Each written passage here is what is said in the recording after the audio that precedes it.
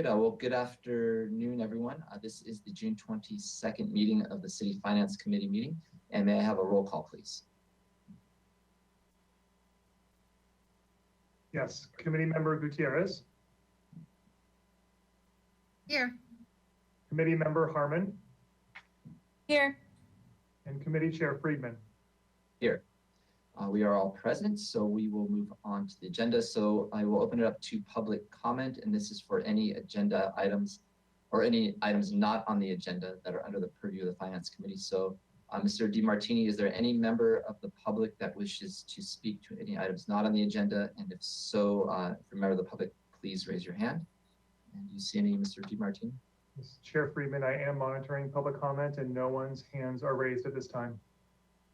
Thank you. So we'll close general public comment and move on to our first item of the day, our only item of the day. Mr. DiMartini, if you could read that into the record, and then I will have a statement to read before we get into the staff presentation. Yes, Chair Friedman. The agenda item for today is for the Finance Committee to review the proposed two-year financial plan for fiscal years 2022 and 2023, and specifically to receive a report from the Community Development and Public Works Departments for their proposed fee changes for fiscal year 2022. Thank you, Mr. DiMartini. So I'm going to read a statement as this meeting, it does relate to proposed fee changes for the public hearing. So at this point, I'll just read the statement for the public, and it will inform public comment as well as the procedures for this hearing today. This is the time and place for the public to consider proposed adjustments to fees and charges to support the operations of the Community Development Department and Public Works Department that are included in the recommended operating and capital budget for fiscal year 2022. Public notice of this hearing was published and is provided in Government Code, as provided in Government Code 66018, and was mailed to anyone requesting notice as provided in Government Code 66016. And the order of today's hearing will be as follows. First, there will be a staff presentation on both the proposed water rates and the proposed solid waste rates. Then my colleagues and I will have the opportunity to ask questions of staff. And then after the council questions to staff members, the public will be allowed to speak for up to 3 minutes. And then after public testimony, then we will have council deliberations or committee deliberations. And the recommendation to the city council will be final determination at its June 29th meeting. And so at this point, I will open it up for the staff presentation. Excuse me, Chair Friedman, could you please just make it clear that you're opening the public hearing at this point? I apologize. I am opening the public hearing, and we'll begin with the staff presentation.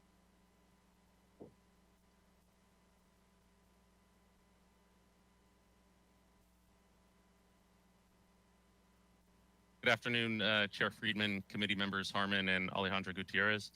I am James Hamilton, the Community Development Business Manager, and I'll be presenting the proposed fiscal year 2022 fee changes for the Community Development Department. I have with me today the City Planner, the Chief Building Official, other departmental staff, as well as Community Development's fee consultant available for questions. And Eric Johnson, the department's fee consultant, will be presenting a portion of this presentation. And just before we move into the presentation, I want to remind the committee that building and safety should primarily be a self-supporting operation. To the extent that services are eligible for cost recovery, we do aim to recapture 100% of that cost. And planning generally seeks full cost recovery for eligible fee recoverable services as well. So I just wanted to get that out of the way as we get started here. Next slide, please.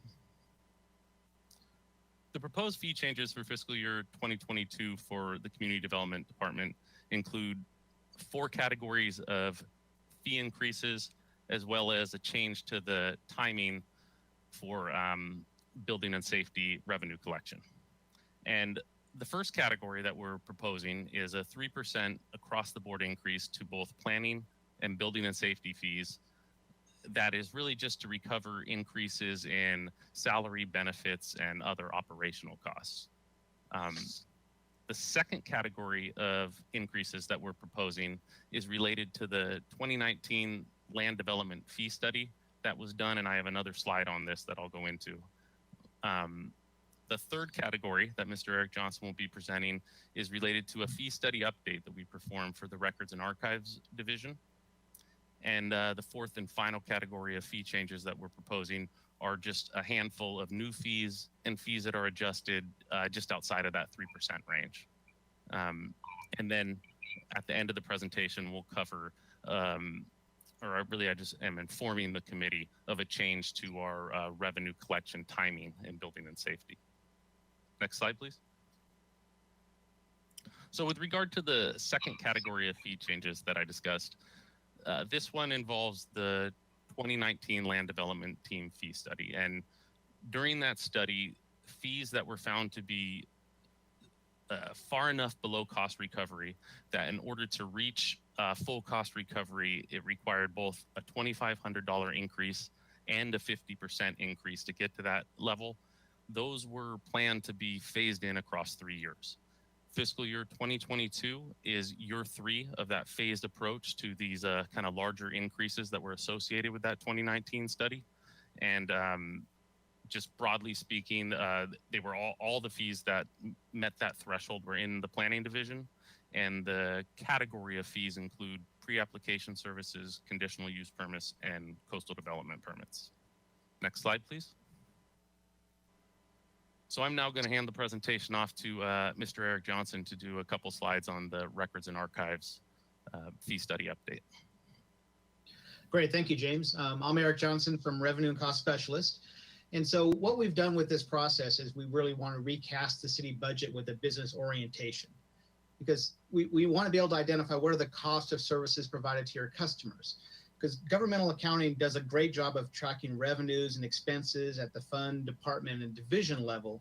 It was never really designed to track revenues and costs at a service level. So we had to create that information. So working with staff, we identified what it costs to provide the full business cost of services to your customers. So there's no city council service, there's no city manager service.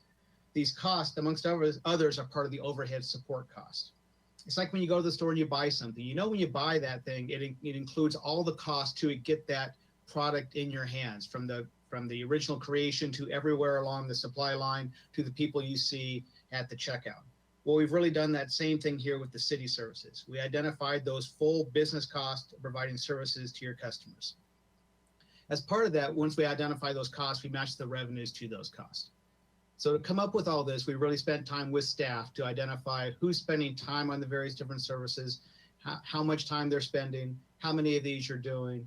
We developed a fully allocated hourly rate for every position, and that includes all those costs I just talked about, and match that up with the time. So now we know what it costs to provide those services, the full business cost of providing services to your customers. And we made recommendations to, in these cases, recover 100% of those costs. Next slide, please. On this webpage link, there is the detailed report that shows all of that detail, that shows the time, shows the position, shows the cost, as well as the fee recommendations for each of the different services we looked at within Records and Archives. Next slide, please. And there are really two main fees. There's a couple other fees that really had very minor decreases because that's what the cost showed, but these are really the main fees within Records and Archives. The records management fee, we're showing this fee going from 5% to 7%. And big part of that increase is how the records management function has changed. It's much more of an electronic process now, which still involves a lot of time. There's less time being spent on scanning, but more time being spent on the electronic records management function. So to recover the cost providing that service matched up with the revenues, we think that we should go from 5% to 7% to recover those costs.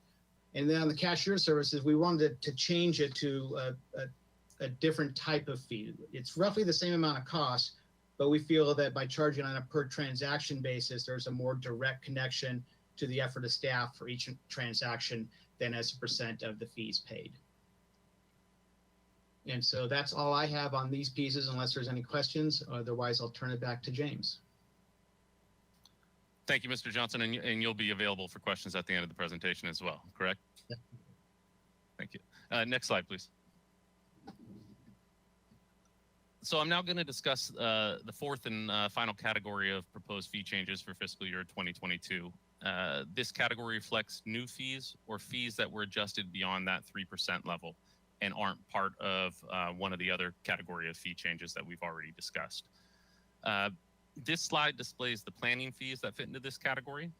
Planning has only one new fee that's being added this year, and that's a fee for accessory dwelling units on a bluff top. And that's being added at a cost of $15,180. And for reference, I've included the accessory dwelling unit on all other lots. And you can see that there is a significant difference between those. Staff has determined that there is significantly more time involved with a bluff top lot, and that increased or that higher fee for the bluff top lot represents that additional time and associated cost. And moving into the fees that have been adjusted beyond that 3% threshold, we really have in planning two categories. There are the review for compliance with objective design standards for streamlined housing development. And the change in this fee and really the other two represent procedural and statutory changes. And this change is necessary because it reflects additional staff time to facilitate the required tribal consultation.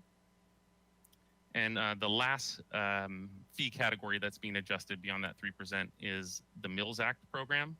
And this adjustment has two small components to it. One is to recognize that there's a staff site visit required, as well as to just increase the cost recovery for this Mills Act fees. They were previously set at 50% of cost.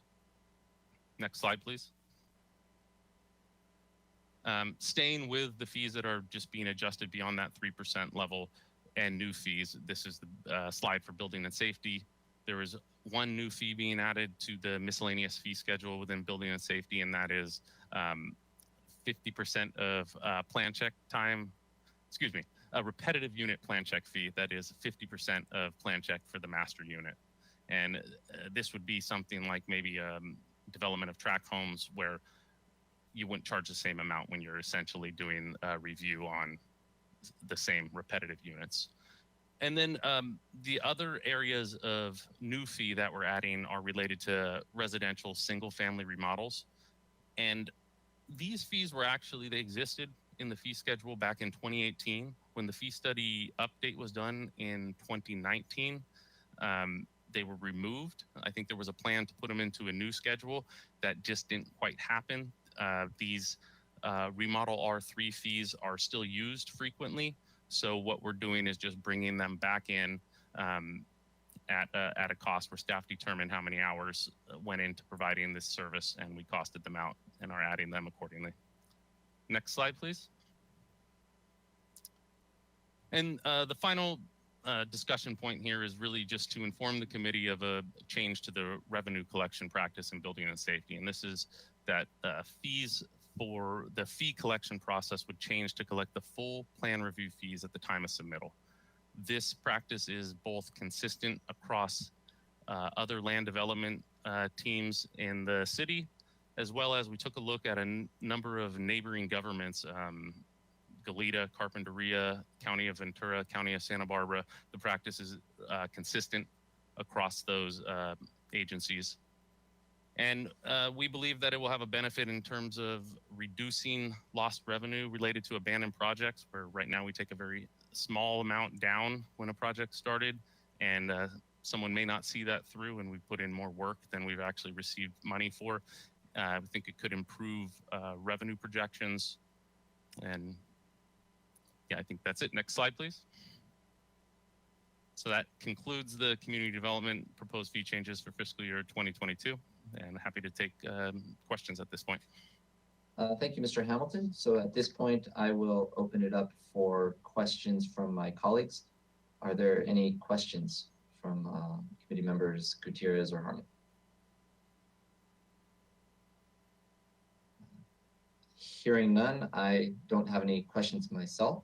So I appreciate your presentation. And Mr. DiMartini, do we continue on to the Public Works, or do we vote on this one? Chair Freeman, I recommend that we go to the Public Works presentation. Okay, perfect. So we will have Public Works come up and give their presentation on the rate fees, and I see Mr. Hendel. And you have the floor, Mr. Hendel. Good afternoon, Chair Friedman and members of the Finance Committee. I'm Adam Hindle, Principal Engineer in the Public Works Department, and I'm here today to talk to you about land development fees. Next slide, please. Okay, so this will be real quick. In Public Works Engineering and Transportation Planning, we have a 3% increase across all of our fee items to cover cost of living adjustments. One thing I did want to identify is in the fee schedule that's before the Finance Committee today is a continued temporary suspension of application and annual license fees for outdoor dining. And then the last bullet point here is we're doing pretty well, above 90% cost recovery, 95% to be exact. So we recommend pretty much status quo on fees with 3% across the board. And that concludes my presentation. I'm here for any questions. Thank you, Mr. Hendel. Are there any questions from my colleagues? Hearing none, I appreciate your presentation. And at this point, we move on to public comment. Is that correct, Mr. DiMartini? Yes, Chair Freeman, that is correct. We're now public comment in regards to the formal public hearing. Great, thank you. I just want to be sure I have this right because it's a formal public hearing on this. So now open it up to public comment for any members of the public who wish to speak to these items. And are there any members of the public who wish to speak? If so, please raise your hand in the app. And do we see any, Mr. Martini, that wish to speak? Chair Friedman, I am monitoring public comment and I see no hands raised at this time. Okay, so I will close public comment and now turn it back over for committee deliberations on the proposed fee changes. So the floor is open for either of my colleagues if you'd like to make comments. Chair Friedman, this is Megan. I'm sorry. Is it okay if I make a comment now? Yes, you have the floor, Councilmember Harmon. Thank you. Sorry, I don't have, excuse me, video right now. You know, it's never something we like to do, talking about fee changes and increases, fees in general.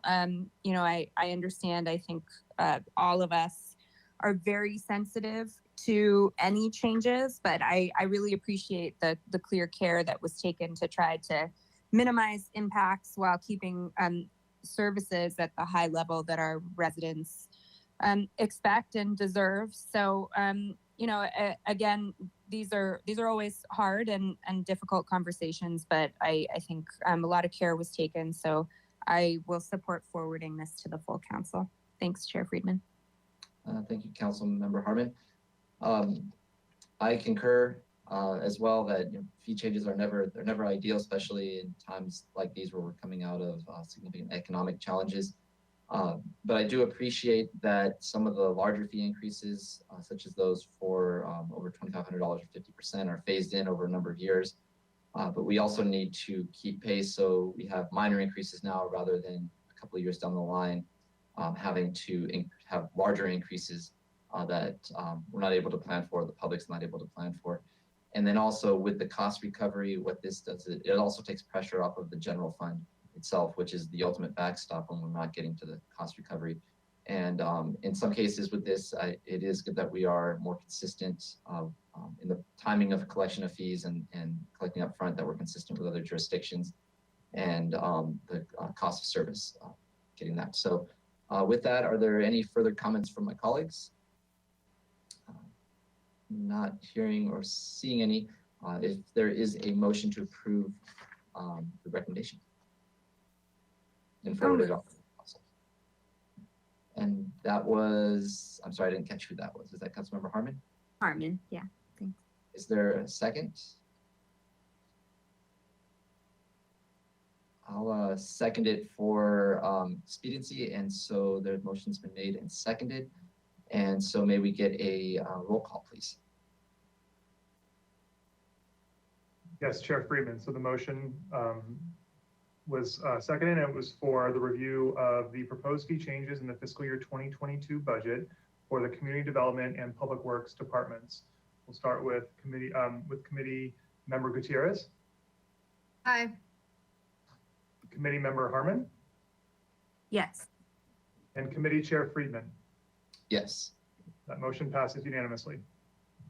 Thank you, Mr. Martini. So these will be forwarded on to council. And with that, that is the only item on today's agenda. So this meeting is adjourned. Thank you. Have a good afternoon.